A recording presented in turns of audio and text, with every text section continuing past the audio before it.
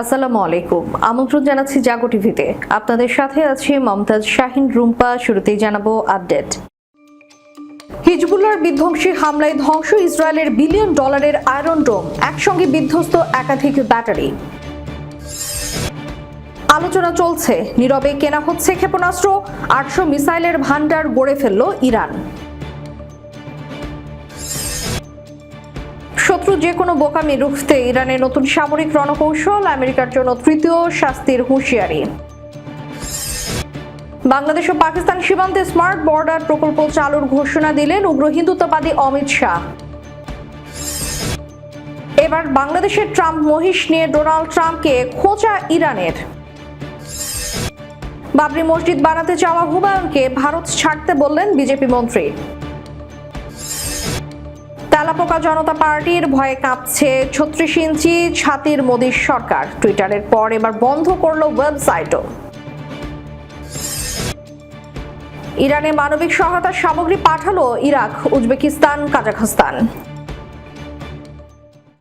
এবার বিস্তারিত। হিজবুল্লাহর বিধ্বংসী হামলায় ধ্বংস ইসরায়েলের বিলিয়ন ডলারের আয়রন ডোম, একসঙ্গে বিধ্বস্ত একাধিক ব্যাটারি। মধ্যপ্রাচ্যের সংঘাত ইতিহাসে এক সম্ভাব্য টার্নিং পয়েন্ট। ইরান সমর্থিত সশস্ত্র গোষ্ঠী হিজবুল্লাহর দাবি করেছে তারা ইসরায়েলের বিলিয়ন আকাশরক্ষা ব্যবস্থা আয়রন ডোমের একাধিক ব্যাটারি ধ্বংস করেছে অভূতপূর্ব এক ড্রোন হামলায়। সংগঠনটির দাবি, এই হামলায় ইসরায়েলের বিলিয়ন ডলার মূল্যের সামরিক স্থাপনা সম্পূর্ণ বিধ্বস্ত হয়েছে। জোরালো সূত্র এবং আঞ্চলিক গণমাধ্যমের প্রতিবেদন অনুযায়ী দক্ষিণ লেবানন থেকে ইসরায়েলের উত্তর সীমান্তের দিকে ছেড়ে দেওয়া হয়েছিল একাধিক শাহেদ জাতীয় ড্রোন। এগুলো অত্যন্ত নিম্ন উচ্চতায় ওড়ার কারণে আয়রন ডোমের রাডার ফাঁকি দিয়ে নির্দিষ্ট লক্ষ্যবস্তুতে আঘাত হানে। হামলায় কমপক্ষে 3টি আয়রন ডোম ব্যাটারি সম্পূর্ণ ধ্বংস হয়েছে বলে দাবি হিজবুল্লাহর পক্ষ থেকে।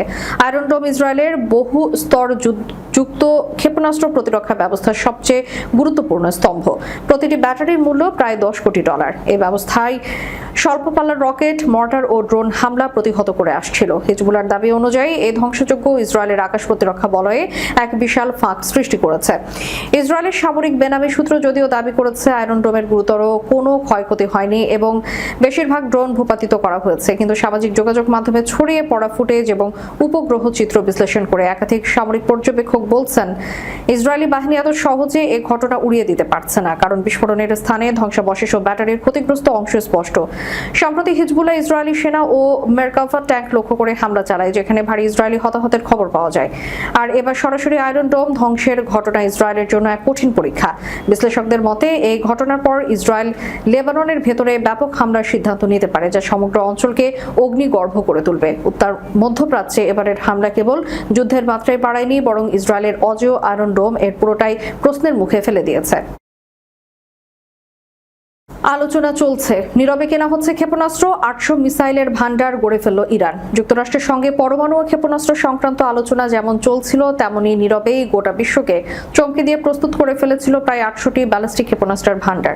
বিস্ফোরক এক প্রতিবেদনে উঠে আসে ইরানের সঙ্গে সংযুক্ত সত্তা বা মধ্যস্থতাকারী প্রতিষ্ঠানগুলো আলোচনার মধ্য দিয়ে বড় মাপের মিসাইল, জ্বালানি, রাসায়নিক উপকরণ ক্রয় করেছে, যা দিয়ে শত শত ক্ষেপণাস্ত্র তৈরি সম্ভব। আনাদুলু এজেন্সি এবং আঞ্চলিক গণমাধ্যমের প্রতিবেদন অনুযায়ী ওয়াশিংটনের সঙ্গে কূটনৈতিক বৈঠক অব্যাহত থাকার সময় ইরান পরোক্ষভাবে ক্ষেপণাস্ত্র তৈরির জ্বালানি সংগ্রহ করেছে। এই উপকরণ দিয়ে সম্ভাব্য 68 পর্যন্ত নির্ভুল ব্যালিস্টিক মিসাইল তৈরির সক্ষমতা রয়েছে ইরানের, যা মধ্যপ্রাচ্যের সামরিক সমীকরণ পুরোপুরি বদলে দিতে পারে। এদিকে আল আরাবিয়া জানায়, ইরানের সর্বোচ্চ নেতার জ্যেষ্ঠ পুত্র মুজতবা খামেনি ইরানের সমৃদ্ধ ইউরেনিয়ামের মজুদ যুক্তরাষ্ট্রের হাতে তুলে দিতে স্পষ্ট অস্বীকৃতি জানায়। কথিত আলোচনার অন্যতম শর্ত ছিল সমৃদ্ধ ইউরেনিয়াম হস্তান্তর করলেই নিষেধাজ্ঞা শিথিল হতে পারে, কিন্তু ইরানের সেই প্রতিশ্রুতি রক্ষা হয়নি বলেই অভিযোগ। আলোচনার ঘনিষ্ঠ সূত্রগুলো সতর্ক করে বলেছে, বর্তমানে আলোচনা সম্পূর্ণ অচল অবস্থায় পৌঁছেছে।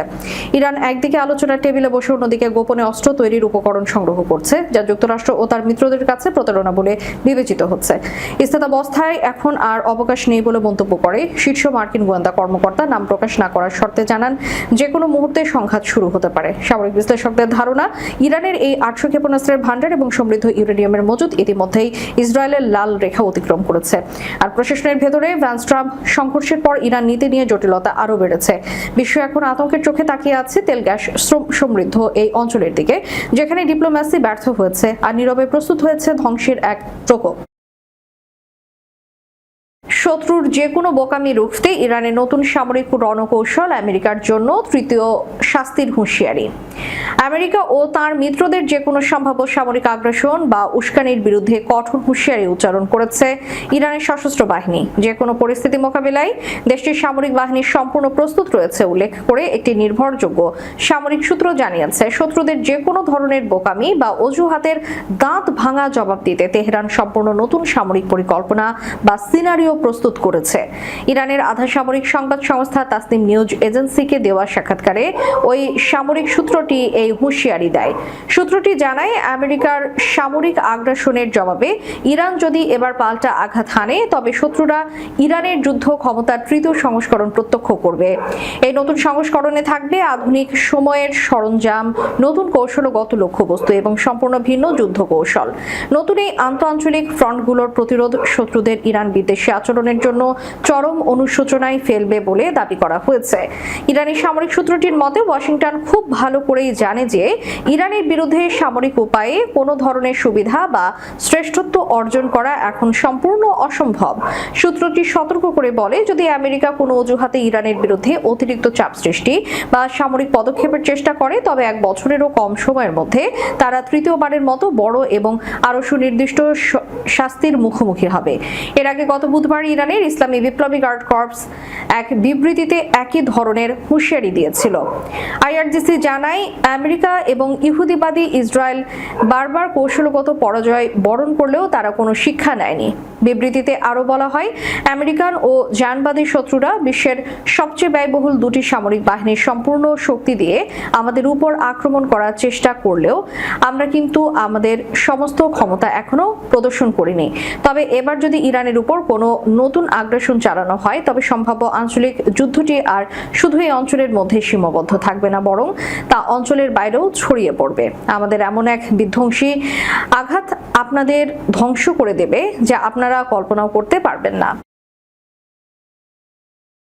বাংলাদেশ ও পাকিস্তান সীমান্তে স্মার্ট বর্ডার প্রকল্প চালুর ঘোষণা দিলেন উগ্র হিন্দুত্ববাদী অমিত শাহ। হিন্দুস্তান টাইমসের খবরে বলা হয়, পাকিস্তান ও বাংলাদেশের সঙ্গে ভারতের প্রায় ৬,০০০ কিলোমিটার দীর্ঘ সীমান্তকে অভেদ্য করতে এবং অনুপ্রবেশ রোধে নতুন প্রকল্প চালুর পরিকল্পনা করেছে ভারত সরকার।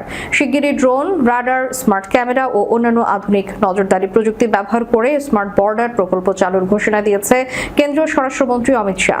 আজ দিল্লিতে বর্ডার সিকিউরিটি ফোর্সের ইনভেস্টিচার সেরিমনি এবং রুস্তমজি মেমোরিয়াল লেকচারে বক্তব্য রাখতে গিয়ে তিনি বলেন, আগামী এক বছরের মধ্যে দেশের সবচেয়ে ঝুঁকিপূর্ণ সীমান্ত এলাকাগুলোতে আধুনিক প্রযুক্তির মাধ্যমে সমন্বিত সীমান্ত নিরাপত্তা ব্যবস্থা গড়ে তোলাই এই প্রকল্পের লক্ষ্য।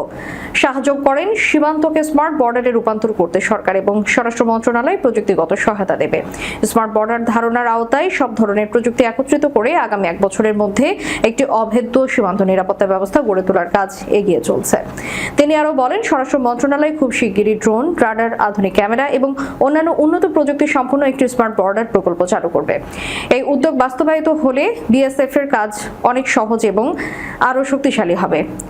পাকিস্তান ও বাংলাদেশের সীমান্তকে ঝুঁকিপূর্ণ এবং উদ্বেগের কারণ হিসেবে উল্লেখ করে শাহ বলেন, এই দুই সীমান্ত প্রচলিত পদ্ধতিতে সুরক্ষিত রাখা সম্ভব নয়। তিনি বলেন, বর্তমানে এসব সীমান্তে অবৈধ অনুপ্রবেশ, মাদক ও অস্ত্র চোরাচালান, ড্রোনের মাধ্যমে অস্ত্র সরবরাহ, গবাদি পশু পাচার, জাল ভারতীয় মুদ্রা এবং সংঘবদ্ধ অপরাধের মতো হুমকি রয়েছে।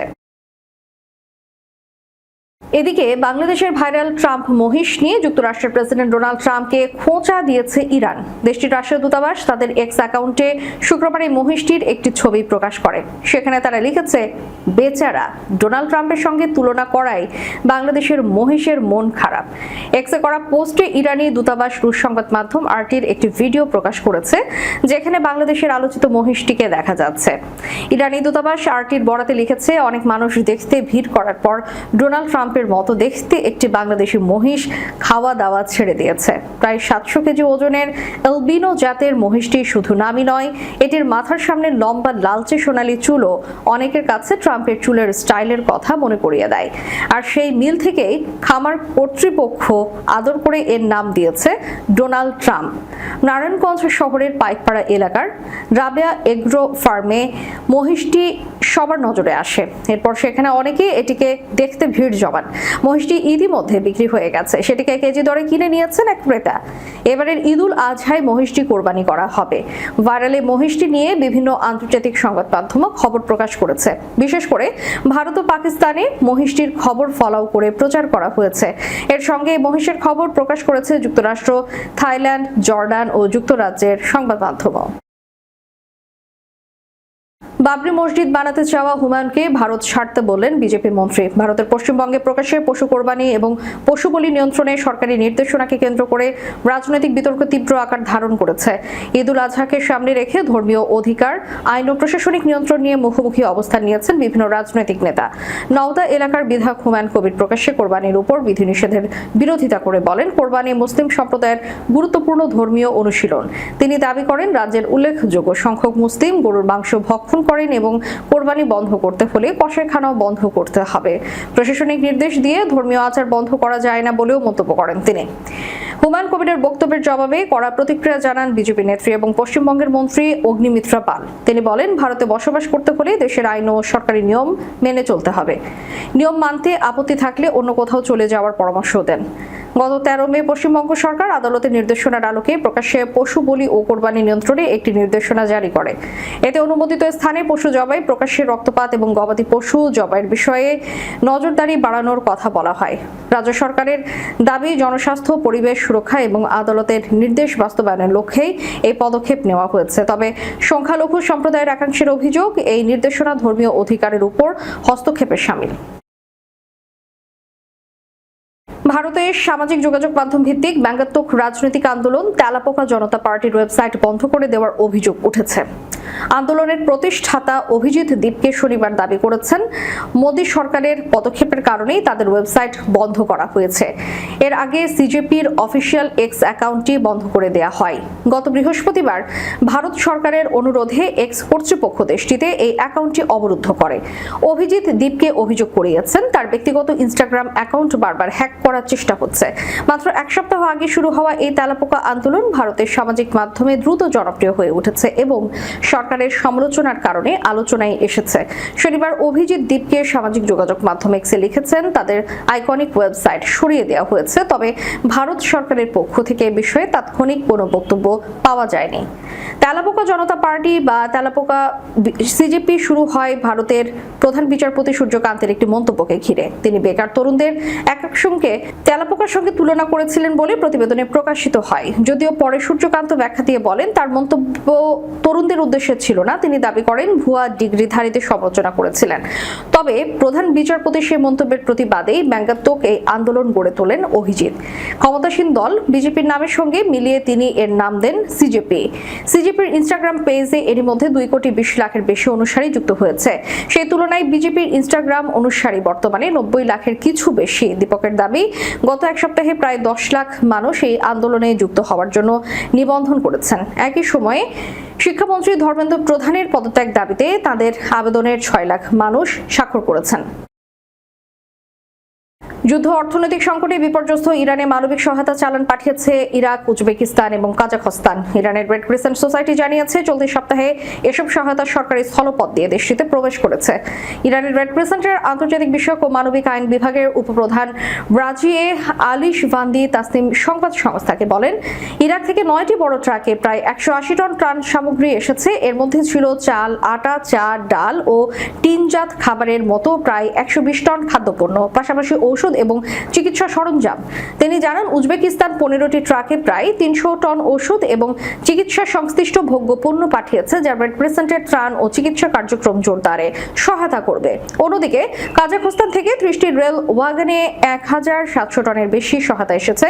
এতে আটা, চিনি, টিনজাত খাবার সহ বিভিন্ন খাদ্যপণ্য এবং ঔষধ ও চিকিৎসা সরঞ্জাম রয়েছে। চলমান যুদ্ধ ও নিষেধাজ্ঞা জনিত অর্থনৈতিক সংকটে ইরানে মূল্যস্ফীতি 40% ছাড়িয়েছে। ফলে দেশটিতে খাদ্য ওষুধের দাম ব্যাপক বেড়ে গেছে এবং কোটি কোটি মানুষ চরম দুর্ভোগে পড়েছে। শেষ করার পূর্বে সংবাদ শিরোনামগুলো জানাবো আরো একবার। হিজবুল্লাহর বিধ্বংসী হামলায় ধ্বংস ইসরায়েলের $1 বিলিয়ন আয়রন ডোম, একসঙ্গে বিধ্বস্ত একাধিক ব্যাটারি। আলোচনা চলছে, নীরবে কেনা হচ্ছে ক্ষেপণাস্ত্র, 800 মিসাইলের ভান্ডার গড়ে ফেলল ইরান। শত্রু যে কোনো বোকামি রুখতে ইরানের নতুন সামরিক রণকৌশল, আমেরিকার জন্য তৃতীয় শাস্তির হুঁশিয়ারি। বাংলাদেশ ও পাকিস্তান সীমান্তে স্মার্ট বর্ডার প্রকল্প চালুর ঘোষণা দিলেন উগ্র হিন্দুত্ববাদী অমিত শাহ। এবার বাংলাদেশের ট্রাম্প মহিষ নিয়ে ডোনাল্ড ট্রাম্পকে খোঁচা ইরানের। বাবরি মসজিদ বানাতে চাওয়া হুমায়ুনকে ভারত ছাড়তে বললেন বিজেপি মন্ত্রী। তেলাপোকা জনতা পার্টির ভয়ে কাঁপছে 36 ইঞ্চি ছাতির মোদির সরকার। টুইটারের পর এবার বন্ধ করলো ওয়েবসাইটও। ইরানে মানবিক সহায়তা সামগ্রী পাঠালো ইরাক, উজবেকিস্তান, কাজাখস্তান। এতক্ষণ আমাদের সাথে থাকার জন্য ধন্যবাদ। আল্লাহ হাফেজ।